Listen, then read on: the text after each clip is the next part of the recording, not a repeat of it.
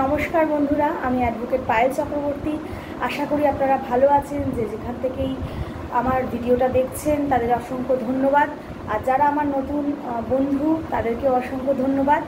আজকের যে টপিক সেটা খুবই জ্বলন্ত একটা টপিক, মিউচুয়াল ডিভোর্স। এই বিষয়ে আজকে আমি একটু আলোচনা করব। আর আমার চ্যানেলের সোজা সাপটা আইনের ভাষায় প্লেলিস্টে আমার সমস্ত লিগ্যাল ভিডিও আপনারা পেয়ে যাবেন।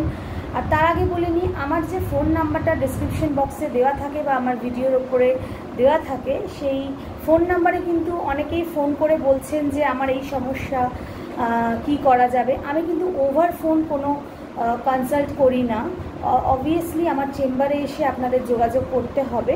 আমি ওভার ফোন অ্যাপয়েন্টমেন্ট নিই যে কবে আপনারা আসতে পারবেন বা আমার কবে কনভিনিয়েন্ট টাইম হবে সেইটা বলি।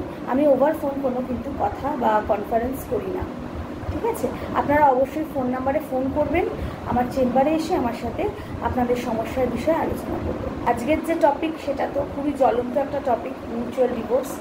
এটা এখন ঘরে ঘরে প্রায় দেখা যাচ্ছে, মুড়িমুড়কির মতো এটা সমাজে ছেয়ে গেছে। অ্যাকচুয়ালি টেম্পারমেন্ট ম্যাচ করছে না, মানুষের পেশেন্স ক্ষমতা কমে গেছে, মানুষের সহ্য শক্তি কমে গেছে।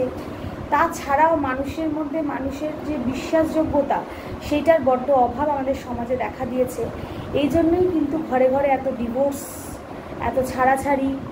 আর সবথেকে বড় কথা যে একটা মেয়ে যখন একটা ফ্যামিলি ছেড়ে একটা ছেলের কাছে গিয়ে থাকছে বা ছেলের ফ্যামিলিকে আপন করে নিতে চাইছে, সেখানে কিন্তু যারা শ্বশুরবাড়ির লোক তাদের অনেক ইনদম থাকে, এবং যারা অনেক ক্ষেত্রে দেখা যায় শ্বশুরবাড়ির লোক ভালো হয়, সেখানে বাপের বাড়ির লোকদের প্রচুর পরিমাণে ইন্টারফিয়ারেন্স, সেগুলো এই ডিভোর্সের জন্য আরেকটা কারণ।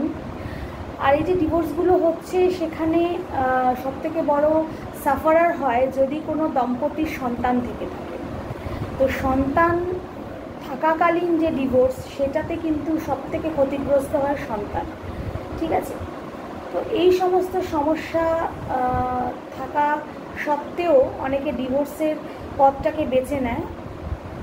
মনে হয় যে আর সহ্য করতে না পেরেই তারা এই ডিভোর্স বা বিচ্ছেদের পথটাকে বেছে নিচ্ছেন। আর এই ডিভোর্সটা যখন কোনো স্বামী স্ত্রী মনে করেন যে আমরা ডিভোর্স নেবই, আমরা আর থাকতে পারছি না একে অপরের সাথে, তখন কিন্তু আমরা দুটো পদ্ধতিতে ডিভোর্সটাকে করতে পারি। একটা হচ্ছে কন্টেস্টেড ডিভোর্স, একটা হচ্ছে মিউচুয়াল কনসেন্টেড ডিভোর্স। আমাদের হিন্দু ম্যারেজ অ্যাক্টে সেকশন 13-এ কন্টেস্টেড ডিভোর্সের কথা বলা হয়েছে এবং 13B-তে মিউচুয়াল ডিভোর্সের কথা বলা হয়েছে। এবার সমীক্ষা করে দেখা গেছে যে এই মিউচুয়াল ডিভোর্সে প্রক্রিয়াটা খুবই তাড়াতাড়ি হয়, খুব বলতে অন্তত 1-1.5 বছরের মধ্যে ডিভোর্সটা পাওয়া যায়। কিন্তু কন্টেস্টেড যে ম্যাটারগুলো হয় বা কন্টেস্টেড যে ডিভোর্সগুলো হয়, সেক্ষেত্রে স্বামী স্ত্রীর বিরুদ্ধে অভিযোগ লাগিয়েই যাচ্ছে এবং স্ত্রী আরও 3 গুণ অভিযোগ লাগিয়ে যাচ্ছে। এইভাবে সময় চলে যায়, মানে তাদের এজও বেড়ে যায়, তারা যে দ্বিতীয়বার কিছু ভাববে সেটা আর তারা ভাবার অবকাশ পায় না। এই জন্যই মানুষজন আজকাল বিশেষ করে কন্টেস্টেড ডিভোর্সের বদলে এই যে মিউচুয়াল কনসেন্ট 13B-তে ডিভোর্সটাকে বেশি প্রাধান্য দিয়ে থাকে।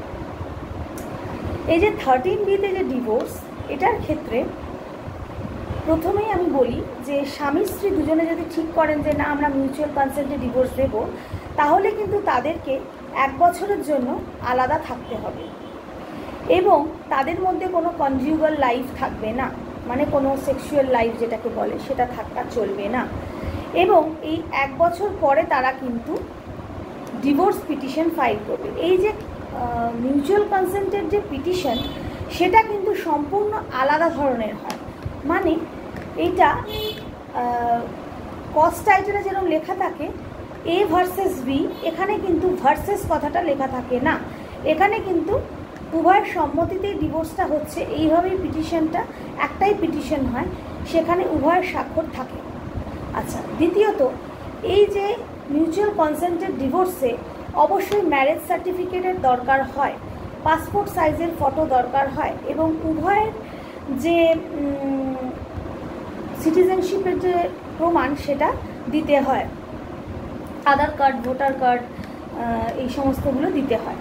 আচ্ছা, এবার আসি, যখন মিউচুয়াল কনসেন্টে আমরা ডিভোর্সের প্রক্রিয়ায় চলি তখন কিন্তু একটা সেটেলমেন্ট উভয় স্বামী স্ত্রীর মধ্যে করে নিতে হয়। এই সেটেলমেন্টে কি দেয়া থাকবে? প্রথমত দেয়া থাকে হচ্ছে যে স্বামী এককালীন যে টাকাটা স্ত্রীকে দেয় সেটা লেখা থাকবে, এবং তাদের যদি কোনো জয়েন্টে কোনো প্রপার্টি থাকে সেই প্রপার্টির কত অংশ স্ত্রী পাবে এবং কত অংশ স্বামী পাবে এইটার দেখা থাকবে। এবং যদি চাইল্ড থেকে থাকে বা বেবি থাকে, তাদের সন্তান থাকে, তো সন্তানের ভিজিটেশন রাইট হাজব্যান্ড পাবে কি না এবং কত দিনের জন্য পাবে, বছরে কয়দিন সন্তান মায়ের কাছে থাকবে বা বাবার কাছে থাকবে, এই সমস্ত ক্ল্যারিফিকেশন ওই সেটেলমেন্ট অফ এগ্রিমেন্টে সুন্দরভাবে লেখা হতে হবে, ঠিক আছে।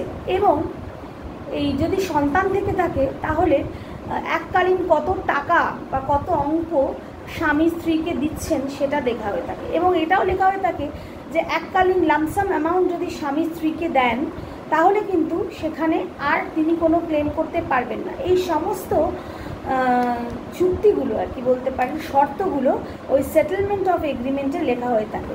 এবং এই সেটেলমেন্ট অফ এগ্রিমেন্ট যখন উভয়ের মধ্যে হয় সেটা কিন্তু অবশ্যই পিটিশনের সাথে কোর্টের কাছে দায়ের করা হয়ে থাকে, ঠিক আছে। এবং এতে করে কোর্টের বুঝতে সুবিধা হয় যে পুরো ব্যাপারটা কি বা কত টাকা দিচ্ছেন বা নিচ্ছেন। এবং এই যে মিউচুয়াল কনসেন্টের ডিভোর্স, এই ডিভোর্সের প্রথমে কিন্তু পিটিশন ফাইল হয়, ঠিক আছে। উভয় সাইন নিয়ে পিটিশনটা ফাইল করা হয়। তারপরে যে প্রথম মোশনে একটা হিয়ারিং হয়, সেখানে জাজ সাহেব বা যিনি জাজ থাকেন তিনি চেষ্টা করেন যাতে উভয়ের মধ্যে বনিবনা হয়ে যায়, তাই জন্য ওনাদেরকে 6 মাসের একটা জুডিশিয়াল সেপারেশনের কথা বলা হয়, যাতে করে যদি তাদের মন ফেরে বা কিছু, কিন্তু যারা ডিটারমাইন্ড হন যে দরকার নেই আমাদের জুডিশিয়াল সেপারেশনের, তাও জাজ কিন্তু দেন। কিন্তু সম্প্রতিকালে দেখা গেছে এই জুডিশিয়াল সেপারেশনটা যদি পার্টি না চায় তাহলে সেখানে সেটা গ্রান্ট করা হচ্ছে না। এবং দ্বিতীয় মোশনে কি হবে, জাজ উভয় পার্টিকে প্রশ্ন করবে যে কেন তারা ডিভোর্স চাইছেন, কবে তাদের বিয়ে হয়েছিল, কি সমস্যা হয়েছিল, তাদেরকে মৌখিকভাবে জিজ্ঞেস করেন এবং তারপরে কিন্তু তিনি ডিভোর্সটাকে গ্রান্ট করে দেন। এবং এরপরে কি করতে হয়, যারা পার্টি থাকে উভয় স্বামী এবং স্ত্রী, তারা ডিভোর্সটা গ্রান্টের পরেই এগ্রিমেন্ট যেটা হয়েছিল তাদের মধ্যে সেটেলমেন্টটা, সেটার কপি, সার্টিফাইড কপি তুলতে হয়, জাজমেন্ট ডিগ্রি সার্টিফাইড কপি তুলতে হয়, যেটা উভয়ের কাছেই থাকবে প্রমাণ হিসেবে যে তারা এখন উভয়ের থেকে আলাদা। এবং যা যা রুলস ওই এগ্রিমেন্টে থাকে সেগুলো তো উভয়ের কাছেই কপি থেকে যাবে। তো এইভাবেই কিন্তু একটা 13B-তে উভয়ের কনসেন্টে একটা সেপারেশন করা হয়ে থাকে, যেটা খুবই একটু সহজ উপায় বলে মনে হয়। এবং এতে করে কি এই যে কাদা ছোড়াছুড়িটা কোর্টের মধ্যে অনেক মিথ্যে অ্যালিগেশন উভয়ের প্রতি দেন, তো সেটা থেকে অব্যাহতি পাওয়া যায় আর কি। আর সন্তান যদি থেকে থাকে তারও উপরে যে প্রেশারটা সেটা একটু সামান্য হলেও কম হয়। এই হলো মিউচুয়াল কনসেন্টেড ডিভোর্সের একটা কি বলবো প্রক্রিয়া। আর যদি আপনাদের ভিডিওটা ভালো লেগে থাকে তাহলে লাইক, কমেন্ট, সাবস্ক্রাইব করে দেবেন।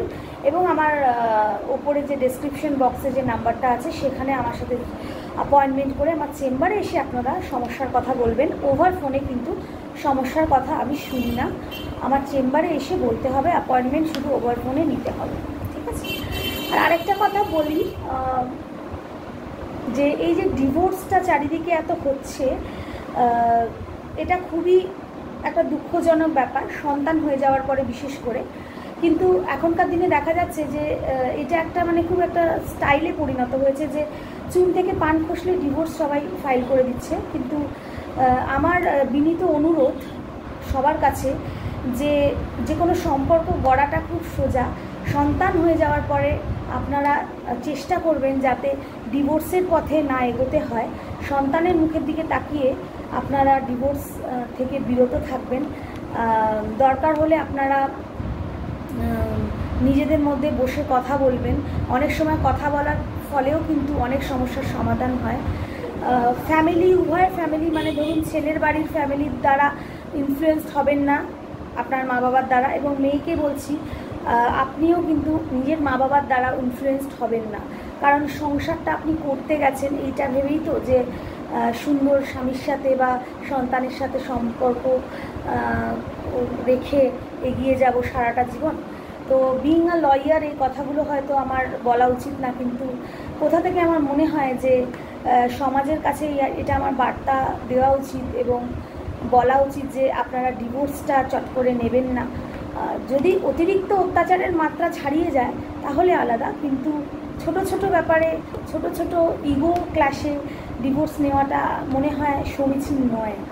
আর বিশেষ করে একটা সন্তানদের ওপরে প্রচণ্ড এর এফেক্ট হয়। ওরা চুপ করে থাকে, বাবার কাছে থাকবে না মায়ের কাছে থাকবে, এই টানাপোড়েনে ওদের জীবনটা একদম নষ্ট হয়ে যায়, সুষ্ঠু তারা তৈরি হয় না। সুতরাং নিজেদের একটু চেঞ্জ করুন, চেঞ্জ করে বাচ্চাদের মুখের দিকে তাকিয়ে ডিভোর্সের পথে এগোবেন না। আর যদি সত্যিই আপনারা অত্যাচারিত হন সেটা আনাদার ইস্যু, বাট যদি ছোটোখাটো আলোচনার মাধ্যমে বা কিছু ব্যক্তিকে জীবন থেকে বাদ দিয়ে আপনারা সুখে থাকতে পারেন তাহলে তাই করবেন, কিন্তু নিজেদের সম্পর্কটাকে অটুট রাখার চেষ্টা করবেন। ভালো থাকবেন, সুস্থ থাকবেন।